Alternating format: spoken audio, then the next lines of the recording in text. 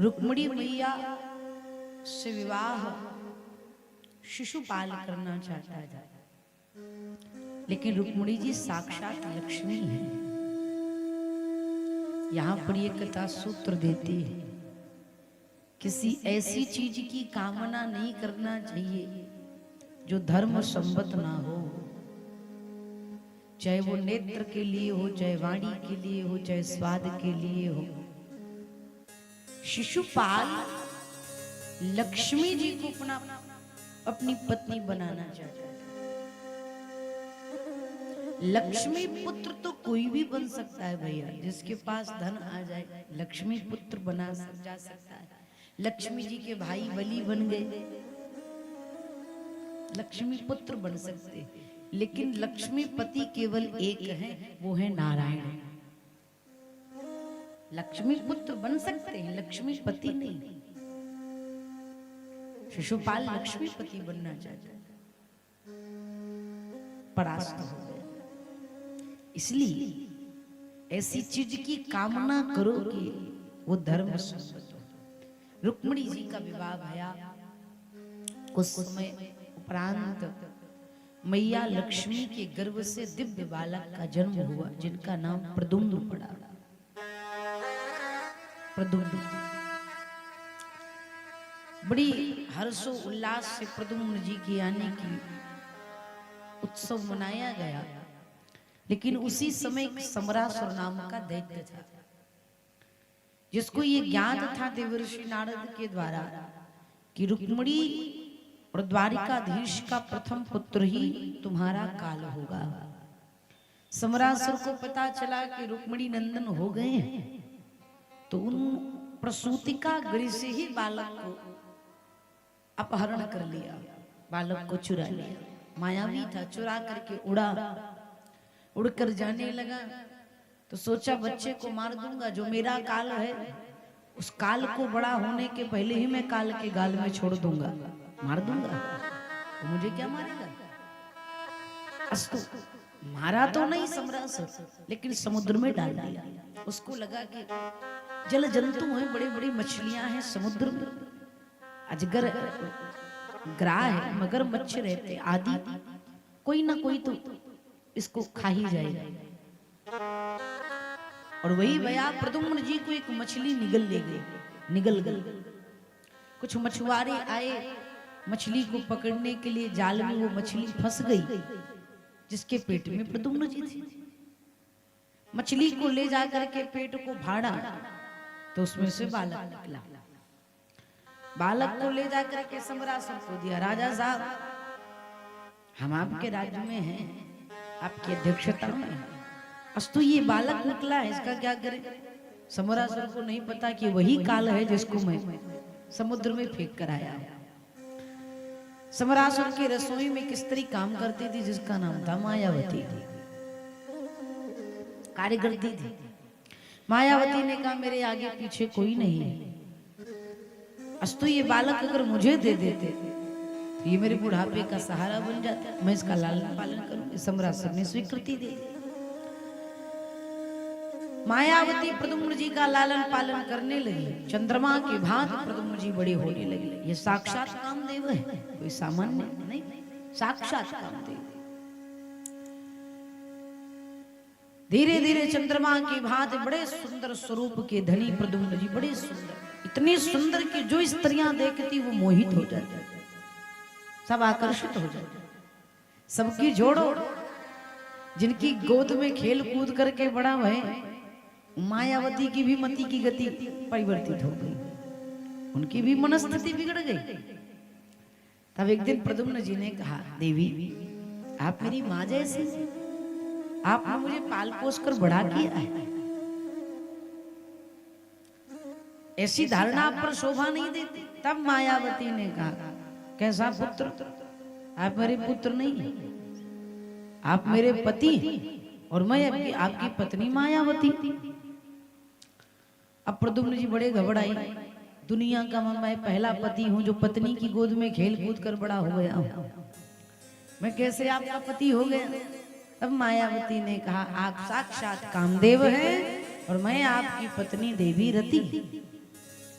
उस समय की बात है जिस समय शंकर भगवान समाधि में थे, आप गए शंकर भगवान की समाधि से जगाने के लिए, लेकिन तब शिव तीसर नयन उघारा, चितवत काम भयो जरी छारा।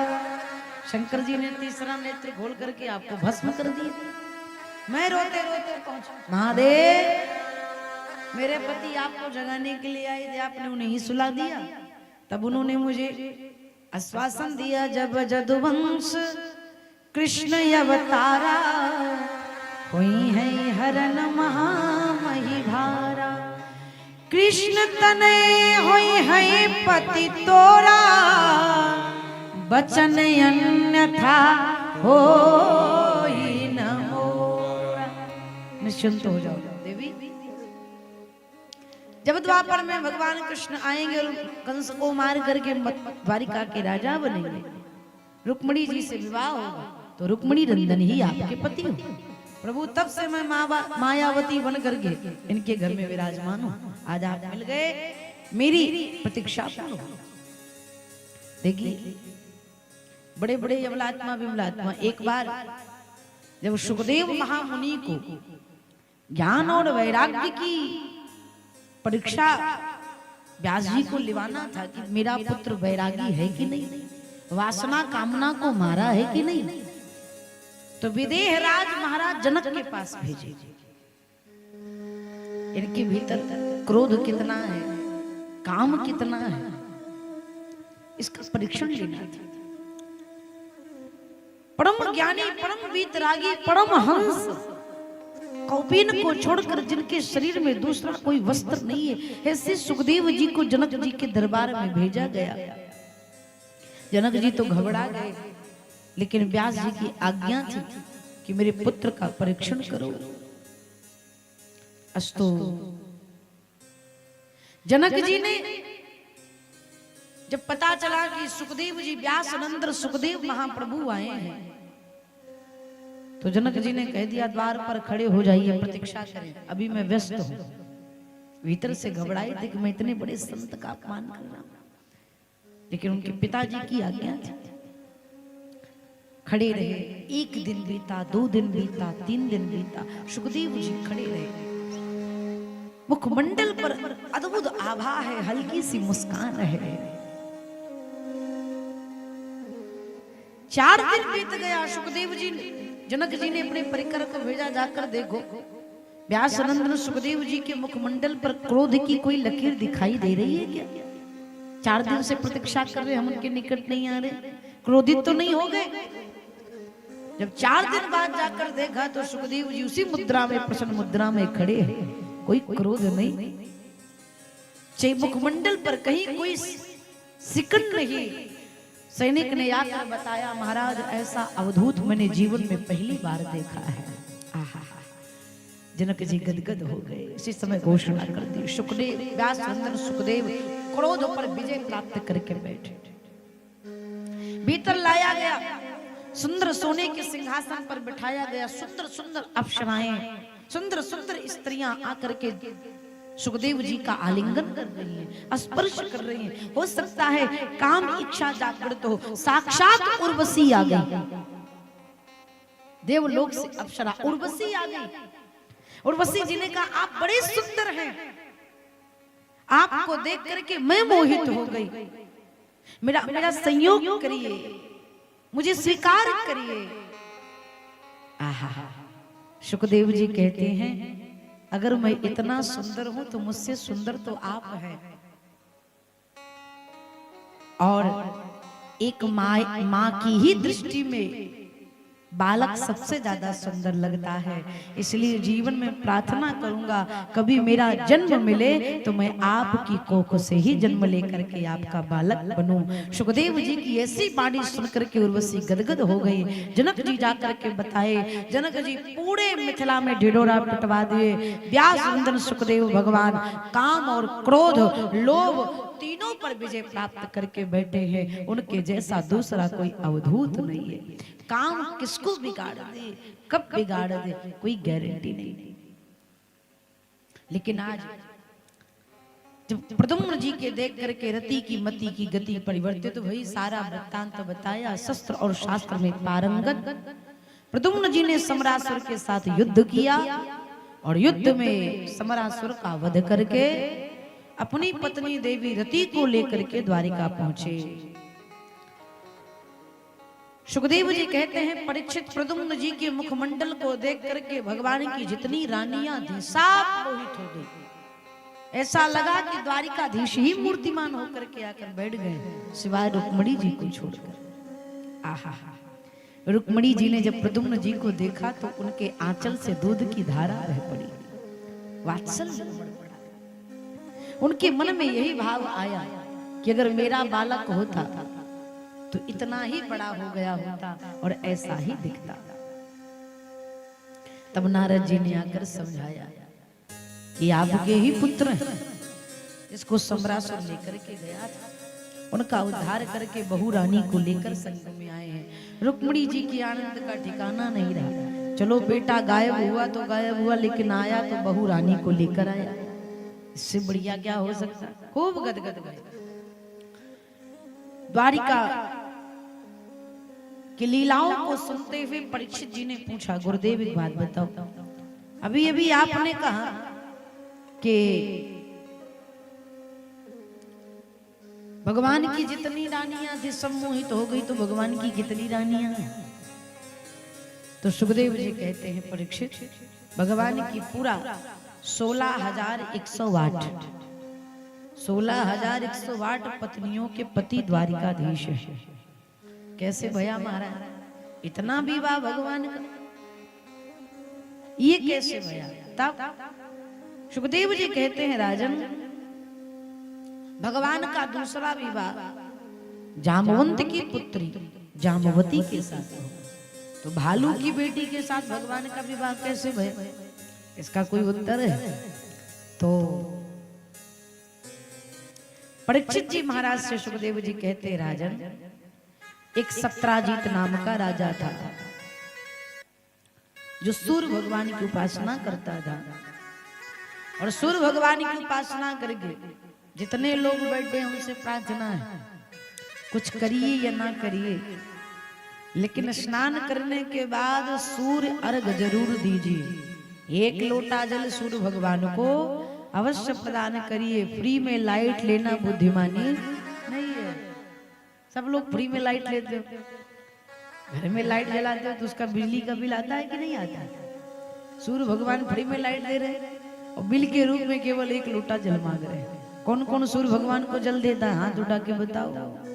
अच्छा, बाकी सब फ्री में लाइट ले रहे हो ना? गलत बात है, फ्री का चीज नहीं लेना चाहिए।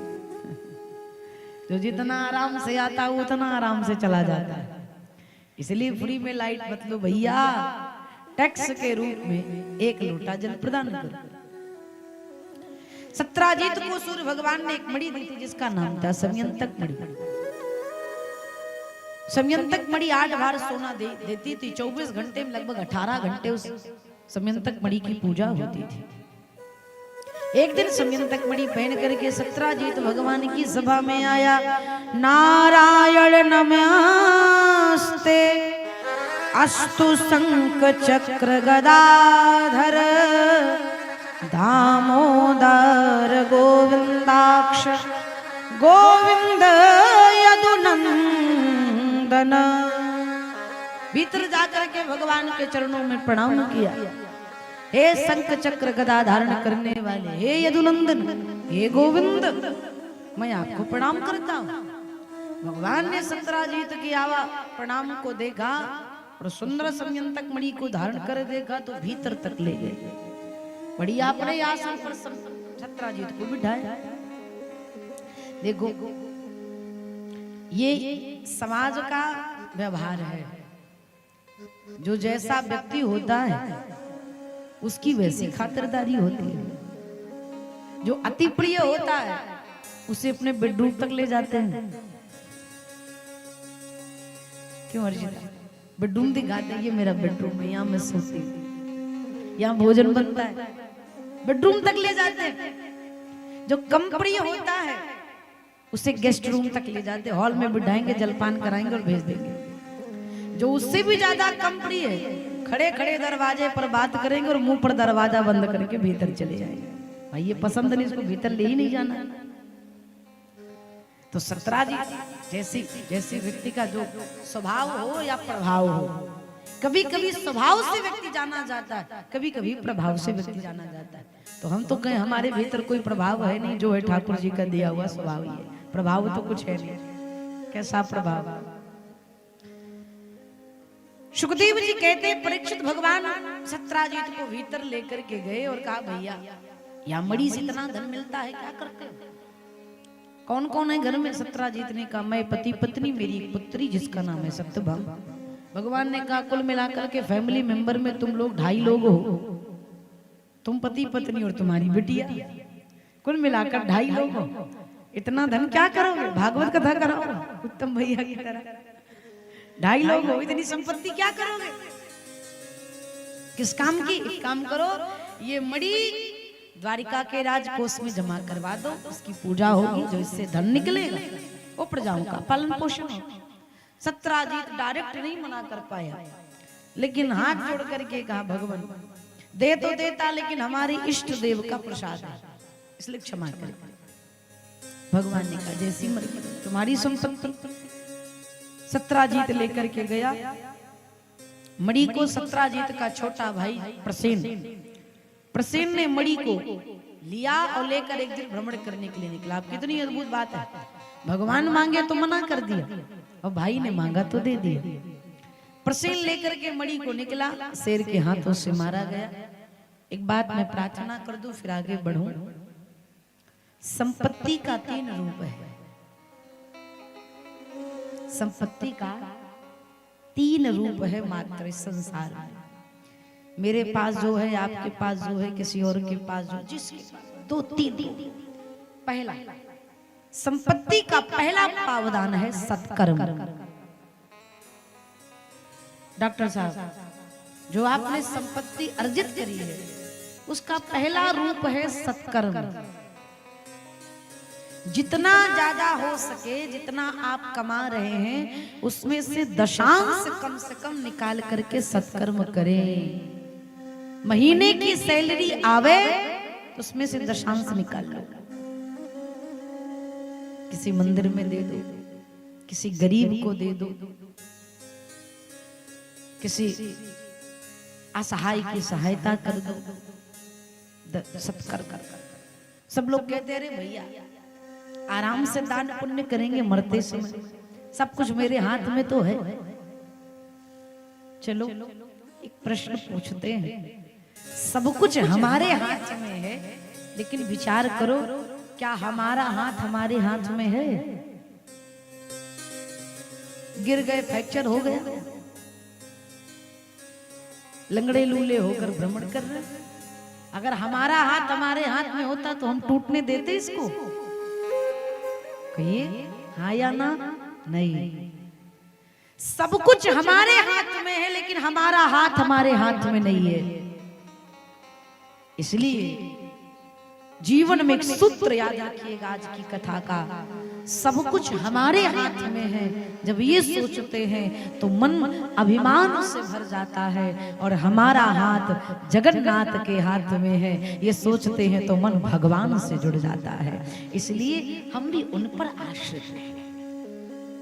सत्कर्म करो, और सत्कर्म के बाद 2 धन बचे। सत्संपत्ति का दूसरा रूप है सुख। सुख भोगना चाहिए, ज्यादा दरिद्रता नहीं दिखानी चाहिए, ज्यादा कृपणता नहीं होनी चाहिए। फटहा पहनकर घूमो ठीक नहीं है। कहो अगर संपत्ति है भैया उसका बढ़िया उपयोग करना चाहिए। चकाचक बढ़िया कपड़ा, 1 महीना 1 कपड़ा पहनो, फेंक दो। समझ रहे ना? खूब बढ़िया उपयोग करिए। जैसी संपत्ति वैसा उपयोग करो। फटहा मोजा पहन के ना घूमो फिर। कहो ज्यादा संपत्ति है 2 साल में गाड़ी बदलो, बढ़िया चकाचक खाओ, मौज करो, बढ़िया कपड़ा पहनो, बढ़िया एंजॉय करो लाइफ को। क्या भरोसा है जिंदगी का साथ देती नहीं है किसी का। श्वास रुक जाएगी चलते चलते, सम्मा बुझ जाएगी जलते जलते, दम निकल जाएगा रोशनी का, साथ देती नहीं है किसी का, इसलिए खूब चकाचक खर्चा करो, खूब बढ़िया। कई बार लोग इतने कृपण, इतने कंजूस, इतने दरिद्र होते हैं कि उनको अगर टिमटिमा से रायपुर जाना है और 4 दोस्त उनके साथ हैं तो रायपुर तक चले जाएंगे, लेकिन 1 कप चाय नहीं पिएंगे। डॉक्टर साहब क्यों? हम पिएंगे तो उसको भी पिलाना पड़ेगा, या कारण अपना भी कैंसिल कर देते हैं। इसलिए खूब बढ़िया संपत्ति का खूब बढ़िया।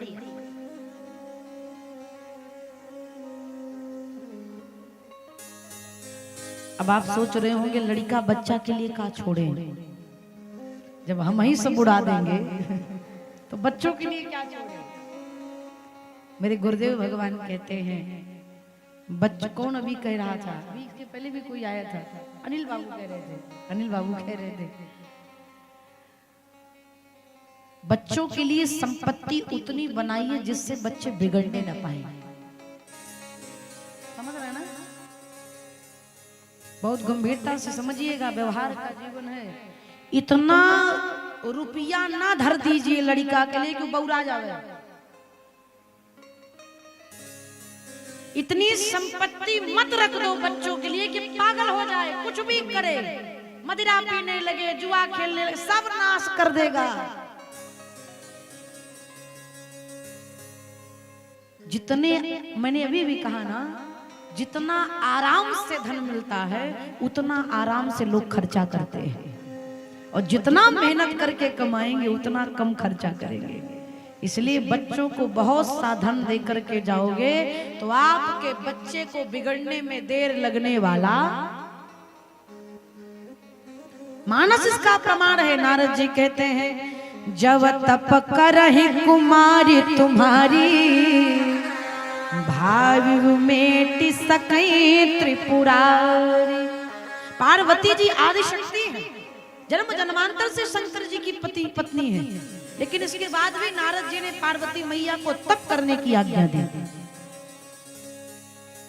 अपने बच्चों के लिए ज्यादा धन मत बनाओ, क्योंकि संपत्ति का तीसरा रूप है नाश। नष्ट होना स्वाभाविक है। कभी दवाई में चला जाएगा, कभी चोरी हो जाएगी, कभी लड़का बर्बाद कर देगा, कभी कुछ हो जाएगा, नष्ट हो जाएगा। 2 आपके हाथ में है, तीसरा तो कौनो कर दी हो। सत्कर्म कर लो और सुख भोग लो। जीवन का अनुभव दर्शन करो। आप परिवार में माताएं भी इसका अनुभव करती हुई। दूध की अवधि 1 दिन से ज्यादा दूध रखो तो खराब हो जाता है ना, मैया खराब हो जाता है। दूध की अवधि है, दूध से दही बनता है। दही ज्यादा से ज्यादा 3 दिन रख सकते हो, 4 दिन रख सकते हो, उसके बाद वो खराब हो जाएगा। दही से मक्खन बनता है, मक्खन को ज्यादा ज्यादा 7 दिन 8 दिन रख सकते हो, उसके बाद खराब हो जाएगा। दूध की अवधि 1 से 2 दिन, दही की अवधि 3 से 4 दिन, मक्खन की अवधि 6 से 7 दिन। लेकिन उस मक्खन को जब जला करके घी बनाया जाता है तो घी को सालों साल रखे रहिए, वो खराब होने वाला। उसी प्रकार से अपने बच्चे को न दूध बनाओ, न दही बनाओ, न मक्खन बनाओ। तपा करके, मेहनत करा करके, परिश्रम करा करके घी बनाओ, जो सालों साल महकता रहे, उसके भीतर दुर्गंध ना आने पाए। आलसी मत बनाओ। मैंने कई परिवार देखे हैं, कई परिवार ऐसे देखे हैं, लड़का बिगड़ जाता है। इसलिए हाथ जोड़कर निवेदन है, उतने संपत्ति बनाओ जितना। सत्राजीत का भाई प्रसेन मणि लेकर के गया, शेर के हाथों से मारा गया। जामवंत जी ने शेर का वध करके मणि ले जाकर के अपनी पुत्री जामवती को दे दिया। न प्रसेन आया न मणि आई। तब सत्राजीत को लगा कि लगता है द्वारिकाधीश के बचपन की आदत गई नहीं। चोरी करते थे, लगता है बड़े होने के बाद भी वो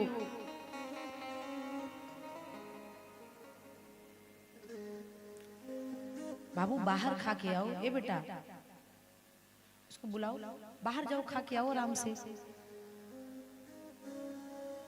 जैसे खरीद कर ले आए वही बाहर खा करके मुंह हाथ धुलकर तब आओ। हाँ, ये पिकनिक पार्क नहीं है, ये कथा पंडाल है। हाँ, एक जिसको बच्चे को भूख भी लगे, बच्चे हैं भूख तो लगेगी, उनके साथ एक बड़ा चला जाए, उन्हें खिला पिला करके हाथ मुंह धुलाकर तब पंडाल में लेकर आए। अब उधर खाओगे इधर हमको लालच लगेगी, हम भी तो इंसान हैं, मुंह में पानी आई। एक बार प्रेम से कहिए राधे राधे। सत्राजीत ने कहा कि लगता है द्वारिकाधीश ने चोरी करी। धीरे धीरे ये बात भगवान तक पहुंच गई। भगवान अपने गुरुदेव भगवान के पास गए। गुरुदेव, मुझे मेरे मस्तक पर मिथ्या कलंक लग गया है। तब गर्गाचार्य जी ने कहा कि आपने भाद्र पक्ष की चतुर्थी की चंद्रमा का दर्शन किया है, इसलिए मिथ्या कलंक लगा है। आप जाइए इस मिथ्या कलंक को मिटाइए। भगवान गए, खोजते खोजते मणि को भगवान निकले, जामोती जी के पास गए। जामोती जी से कहा देवी ये मणि मुझे दे दो, क्योंकि इस मणि की वजह से हम चोर बन गए। जामोती जी ने कहा क्षमा करें, ये मणि पिताजी की है, जब पिताजी आएंगे तभी मैं इस मणि को दे सकती हूँ। भगवान ने कहा बैठ करके इंतजार करने लगे। और जामवंत जी कहीं से आए, ना आओ देखा ना ताओ, भगवान के पीछे से पीठ पर प्रहार कर दिया। भगवान के साथ जामवंत जी का युद्ध होने लगा। युद्ध होते होते 28 दिन तक युद्ध हुआ, पटकम पटकाई होती रही। एक दिन भगवान ने जामवंत जी को उठा करके जमीन पर पटक दिया और मुष्टिका उठा करके जामवंत जी की छाती पर दई मारी। और जैसे एक का भगवान जोर से जामवंत जी की छाती मारे, जामवंत जी के शरीर की हड्डी कड़कड़ा गई।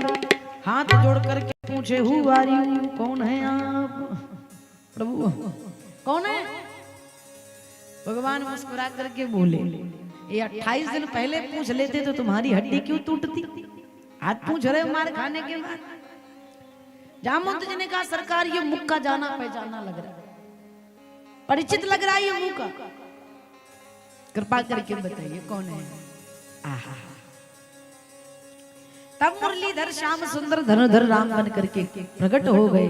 बोले राघवेंद्र सरकार की। राम जी के स्वरूप का दर्शन करके जामवंत जी गदगद हो और कहा प्रभु अब आप आ ही गए तो आने का प्रयोजन बताइए। भगवान कहते हम तो मणि के लिए आए। जामवंत जी ने कहा प्रभु आप जानते हैं गुरु को, ब्राह्मण को, पुत्री को एक बार जो प्रदान कर दिया जाए उस पर से अधिकार समाप्त हो जाता है। तो ये मणि तो मैंने अपनी पुत्री को दे दिया, अगर आपको मणि चाहिए तो मेरी पुत्री का वर्ण कर लीजिए, जामोती जी से विवाह कर लीजिए, फिर आराम से विवाह के बाद बेटी के साथ साथ दहेज में मणि भी ले जाओ। भगवान ने स्वीकृति दे दी। जामोती जी के साथ विवाह किए और विवाह करके मणि को लेकर के भगवान द्वारिका पहुंचे। अब परीक्षित जी को बड़ा घटका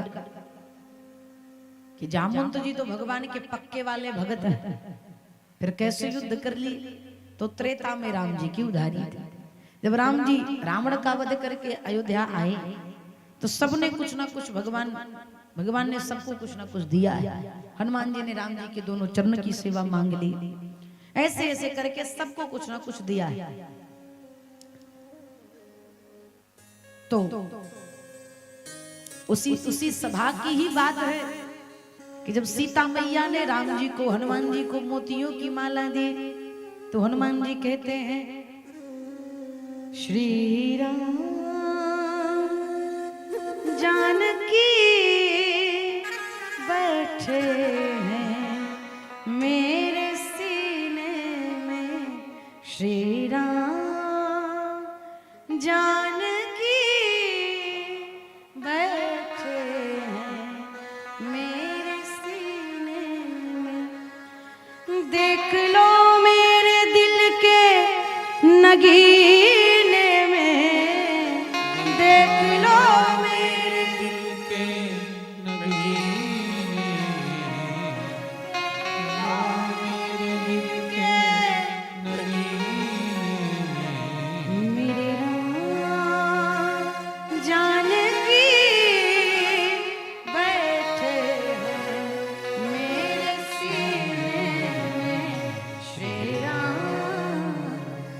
मुझको कीर्ति न वैभव न यश चाहिए, मुझको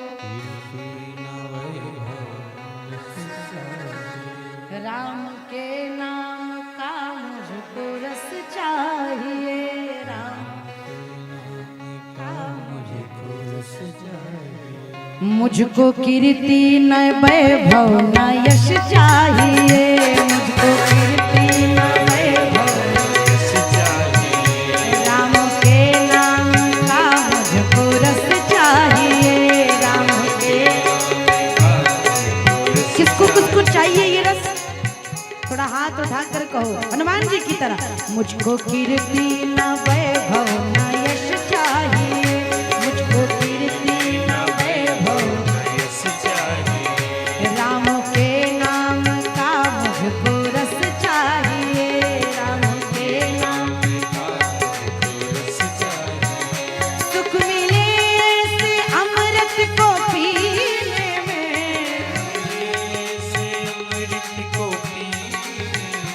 सुख मिले से अमृत को पीने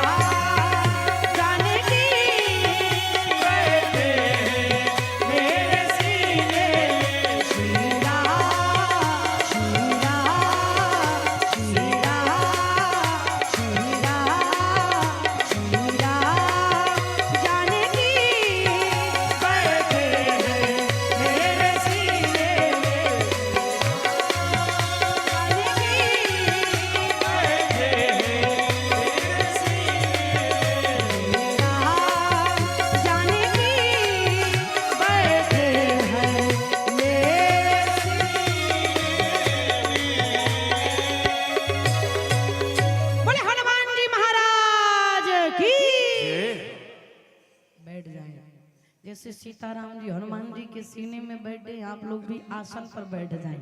आहा, एक बार प्रेम से कहिए जय सिया राम। थोड़ा उच्च स्वर में कहिए जय सिया राम। आनंद आ गया भैया। श्री हनुमान जी महाराज ने राम जी के दोनों पद मांगे। उसी समय जामवंत जी मुंह लटकाए बैठे। राम जी ने कहा तुम भी कुछ मांग लो। जामवंत जी ने कहा प्रभु जो मैं मांगूंगा वो आप देंगे? अवश्य देंगे, मांगो तो सही। राम जी ने कहा अवश्य देंगे, बड़ी सहायता, आप मेरे मित्र,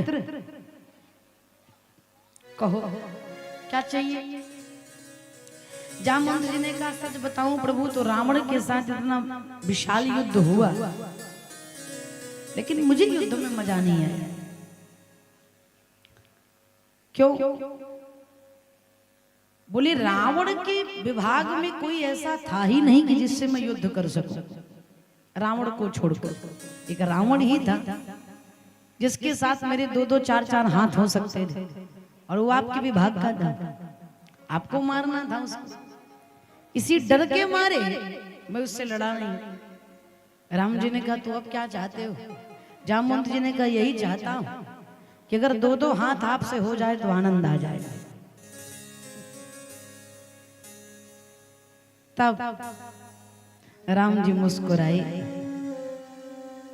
बोले अभी तो नहीं, द्वापर में जब श्याम जी बनकर के आऊंगा तब तुम्हारी इच्छा पूरी करूंगा। वही राम जी श्याम जी बनकर के आए और जामवंत जी के साथ 28 दिनों तक युद्ध किए। मणि को लेकर के भगवान द्वारिका पहुंचे। सत्राजीत से कहा भैया ये तुम्हारी मणि और ये मेरी पत्नी प्रमाण है। सत्राजीत को बड़ी लज्जा आई। सत्राजीत ने कहा प्रभु हमें क्षमा कर दीजिए, हमने आपको अपशब्द कह दिया, जनता हमें जीने नहीं देगी, हम पर कृपा करिए, मणि ले लीजिए। भगवान ने कहा मणि तो नहीं लूंगा, इस मणि के बदले में जो देना हो दे दो। तुरंत सत्राजीत को लगा अगर मैं अपनी बेटी दे दूंगा तो ये मेरे दामाद जी, मैं इनका ससुर जी बन जाऊंगा, झंझट खत्म हो जाएगा। तुरंत सत्राजीत अपनी पुत्री सत्यभामा को बुलाया और सत्यभामा का हाथ भगवान के हाथ में सौंप दिया। दहेज में समयंतक मणि भगवान को प्रदान कर दिया। भगवान ने उस मणि को ले जाकर मथुरा में महाराज उग्रसेन को प्रदान करवा दिया, द्वारिका में नहीं रखे। तो परीक्षित इस प्रकार से भगवान का प्रथम विवाह रुक्मिणी जी के साथ, दूसरा विवाह जामवती जी के साथ, तीसरा विवाह सत्राजीत की पुत्री सत्यभामा के साथ, चौथा विवाह भगवान का सूर्यपुत्र यमराज की बहन कालिंदी के साथ हुआ। यमुना महारानी कालिंदी जी एक दिन कंठ भर जल में बैठ करके घोर तपस्या कर रही थी। भगवान श्री कृष्ण अर्जुन के साथ भ्रमण कर रहे थे। तो जब भ्रमण करने लगे तो अर्जुन थोड़ा आगे निकल गए। अर्जुन ने जाकर देखा तो कंठ भर जल में एक स्त्री हरे कृष्ण हरे कृष्ण हरे कृष्ण का जाप कर रही थी। अर्जुन ने जाकर के कहा देवी इतनी कठोर तपस्या क्यों कर रही हो? तो उस स्त्री ने कहा विष्णु वरण्यम वरदम तपः, मैं भगवान नारायण को पति के रूप में वर्णन करना चाहती हूँ।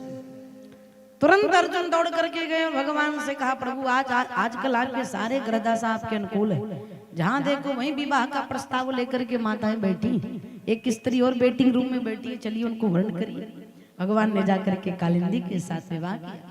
भगवान का 5वां विवाह मित्रविंदा के साथ हुआ। भगवान का 6वां विवाह सत्या के साथ हुआ।